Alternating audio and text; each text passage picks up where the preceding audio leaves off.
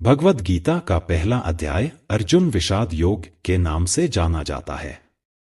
इस अध्याय में अर्जुन और भगवान श्री कृष्ण के बीच संवाद होता है।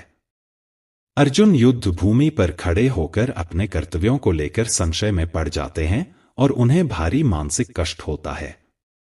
इस अध्याय में अर्जुन के इस विषाद और उनके द्वारा व्यक्त किए गए प्रश्नों का वर्णन किया गया है। अध्याय 1 अर्जुन विषाद योग। नंबर 1। धृतराष्ट्र ने पूछा। धृतराष्ट्र, हे संजय, धर्मभूमि कुरुक्षेत्र में युद्ध की इच्छा से एकत्रित हुए मेरे पुत्रों और पांडवों ने क्या किया? नंबर 2। संजय ने कहा। संजय, राजा दुर्योधन ने अपने गुरु द्रोणाचार्य के पास जाकर यह बात कही। नंबर 3। दुर्योधन का दृष्टिकोण। दुर्योधन ने युद्ध की सेना का अवलोकन करते हुए अपने गुरु द्रोणाचार्य को कौरव सेना और पांडव सेना के बारे में बताया और सेना की व्यवस्था को देखकर अपनी चिंता प्रकट की। नंबर 4। सेनाओं की व्यवस्था। कौरवों और पांडवों की सेनाओं का वर्णन किया गया है। दोनों ओर के योद्धाओं के नाम बताए गए हैं और यह बताया गया है कि कौन कौन से योद्धा किस ओर से युद्ध कर रहे हैं। नंबर 5। शंखनाद। युद्ध प्रारंभ होने से पहले शंखों की ध्वनि होती है। इसमें भगवान श्री कृष्ण और अर्जुन भी अपना दिव्य शंख बजाते हैं। नंबर 6। अर्जुन की विषाद की स्थिति। अर्जुन जब युद्ध भूमि में खड़े होकर अपने संबंधियों, गुरुओं और मित्रों को अपने सामने युद्ध के लिए तत्पर देखते हैं तो उनका मन भारी हो जाता है। वे अपने रिश्तेदारों को मारने के विचार से विचलित हो जाते हैं और अपने कर्तव्यों को लेकर गहरी चिंता में पड़ जाते हैं। नंबर 7। अर्जुन का धर्म संकट। अर्जुन कहते हैं कि इस युद्ध में अपने ही परिवार के लोगों को मारकर उन्हें क्या मिलेगा। वे सोचते हैं कि इससे केवल पाप ही होगा और उनका मन लड़ने के लिए तैयार नहीं होता।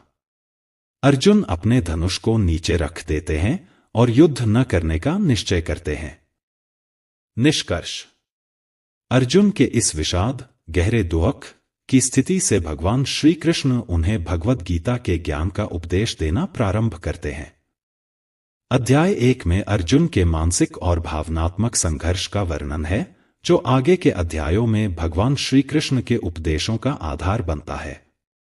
यह अध्याय अर्जुन के मन के द्वंद्व और कर्तव्य को लेकर उनकी चिंता का प्रतीक है, जो किसी भी इंसान के जीवन में आने वाली चुनौतियों और कठिनाइयों के समय सामने आ सकता है।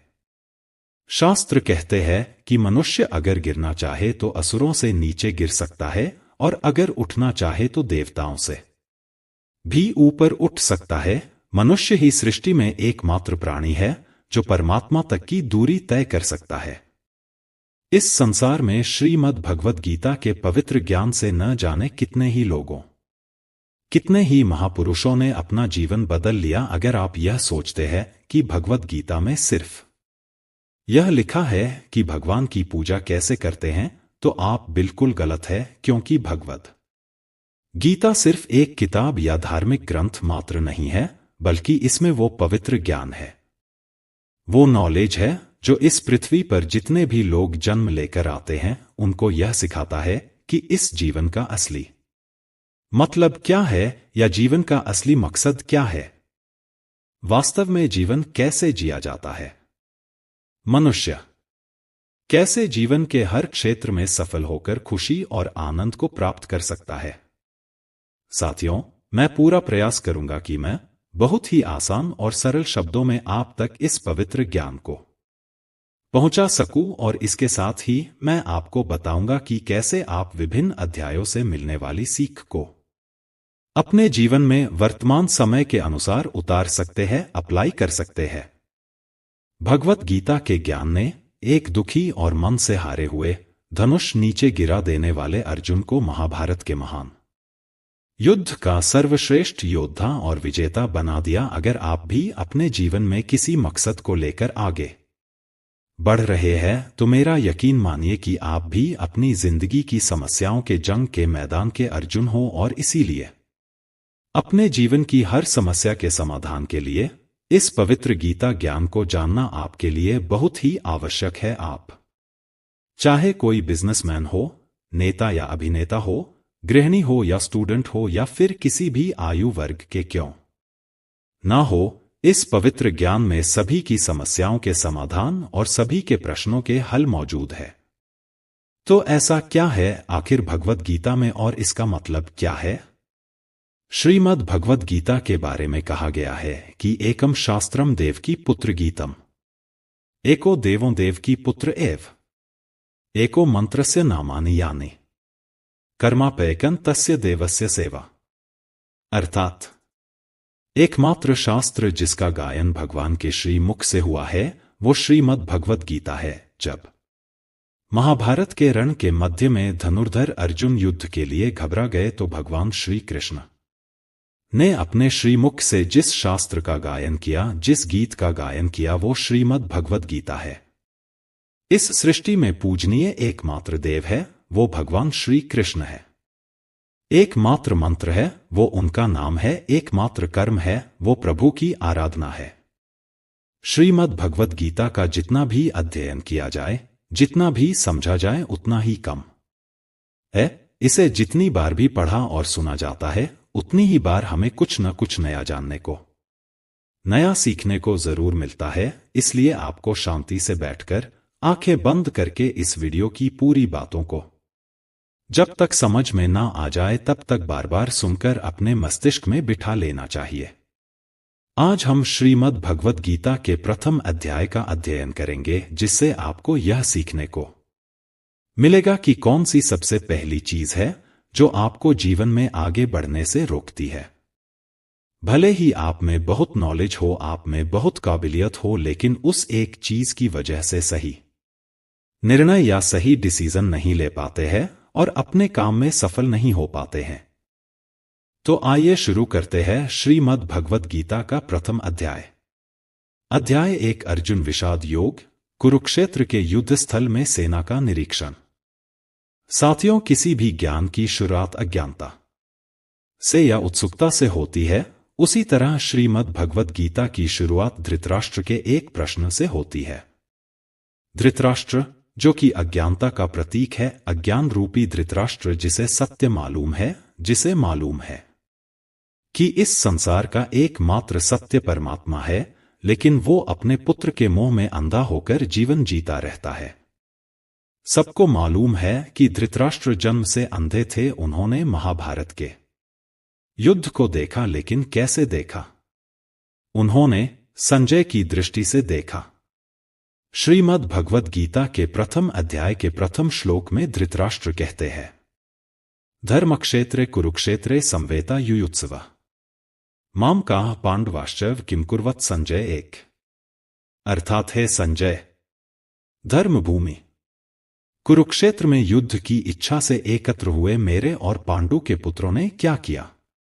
जैसा मैंने बताया कि धृतराष्ट्र अज्ञानता का प्रतीक है और संजय प्रतीक है संयम के, धैर्य के।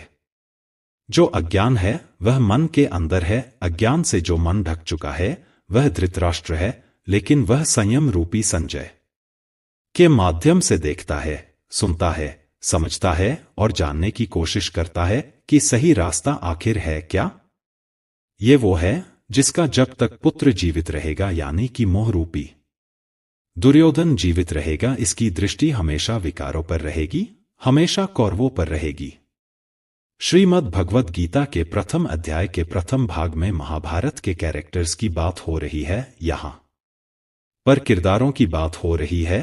कौन सा महारथी जो है वो जाकर के शंख बजा रहा है, कौन सा महारथी जो है वो सेना के बारे में बता रहा है। चारों तरफ युद्ध शुरू करने के लिए शंखनाद हो रहे हैं।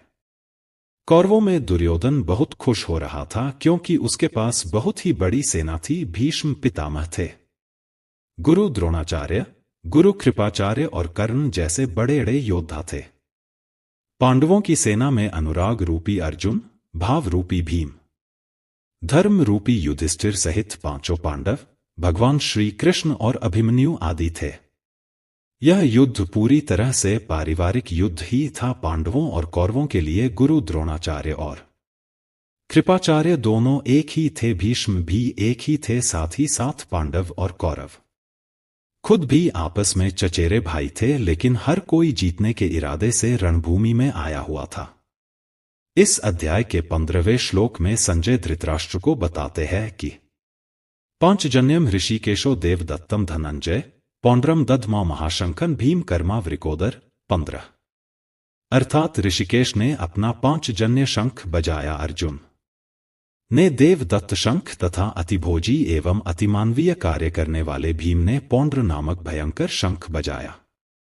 इस श्लोक में भगवान श्री कृष्ण को ऋषिकेश कहकर संबोधित किया गया है, क्योंकि वे ही समस्त इंद्रियों के स्वामी है, सारे जीव उनके भिन्न अंश हैं, अतः जीवों की इंद्रियां भी उनकी इंद्रियों के अंश हैं। भगवान समस्त जीवों के हृदय में स्थित होकर उनकी इंद्रियों को निर्देशित करते हैं। यहाँ कुरुक्षेत्र की युद्ध भूमि में भगवान कृष्ण अर्जुन की दिव्य इंद्रियों का निर्देशन करते हैं, इसलिए उनको ऋषिकेश कहकर संबोधित किया गया है।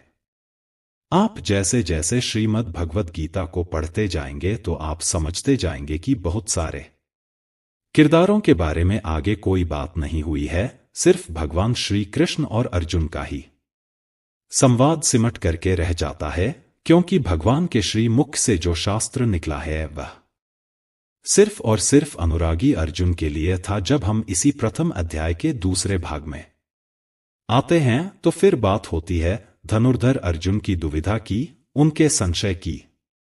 अर्जुन जो है वो भगवान श्री कृष्ण से कहते हैं कि आप जो मेरा रथ है उसको ले जाकर के दोनों सेनाओं के बीच में खड़ा कर दीजिए, मध्य में खड़ा कर दीजिए।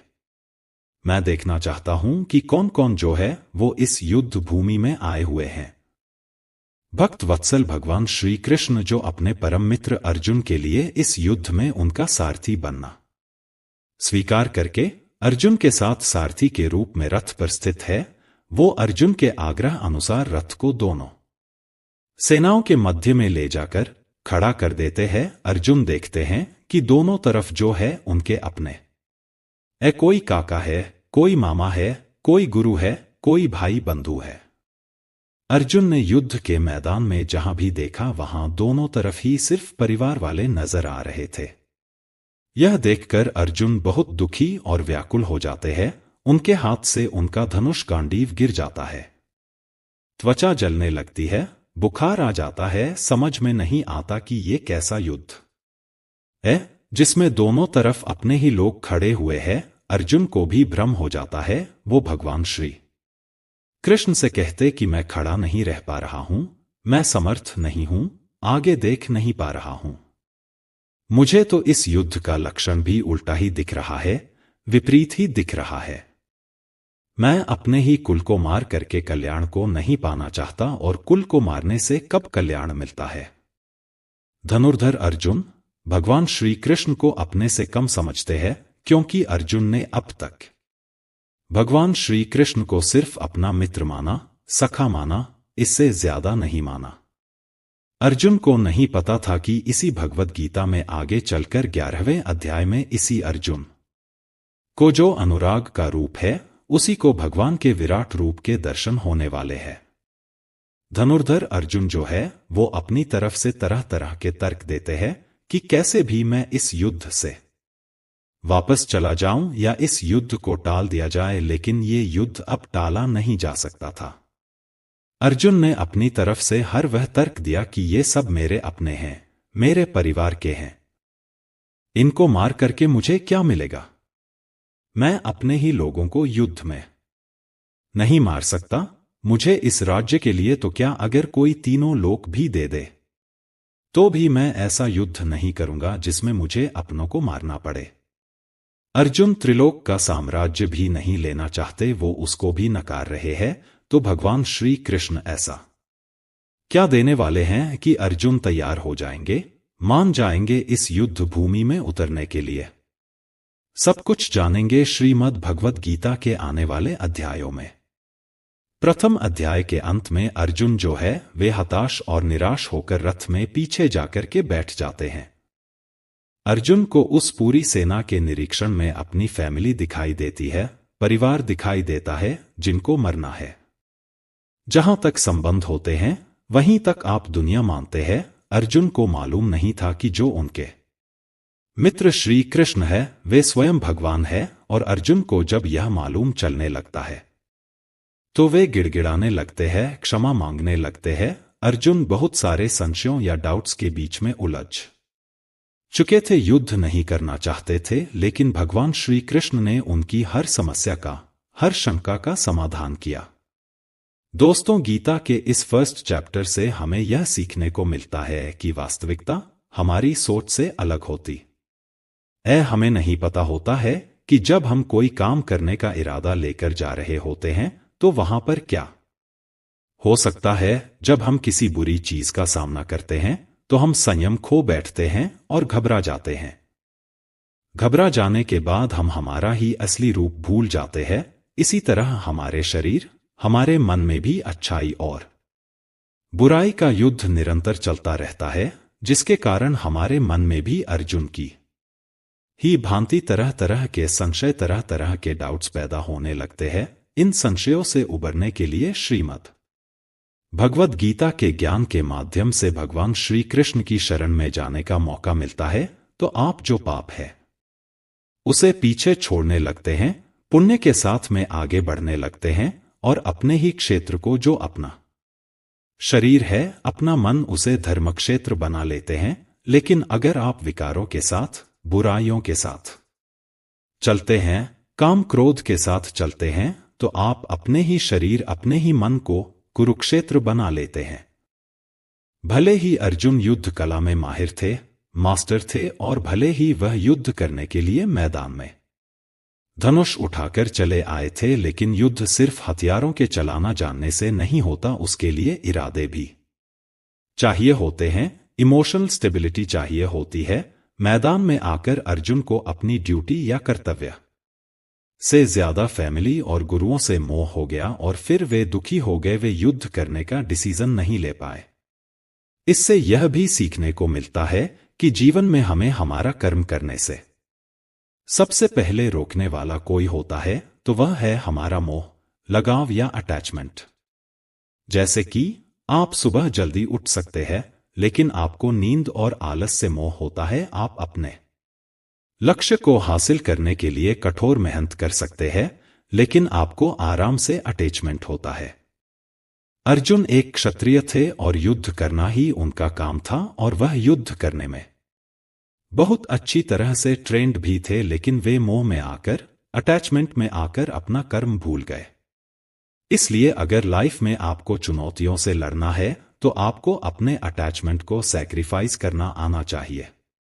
दोस्तों, इसको आप इस तरह से भी समझ सकते हो, मान लो आप किसी से बहुत प्रेम करते हो, लेकिन वह मनुष्य आपके प्रेम की कद्र नहीं करता। ऐसे में आपको उसका प्रेम पाने का मोह नहीं होना चाहिए, क्योंकि अटैचमेंट किसी भी तरह का हो, जब तक वह है, आप अपनी लाइफ के अर्जुन नहीं बन पाओगे।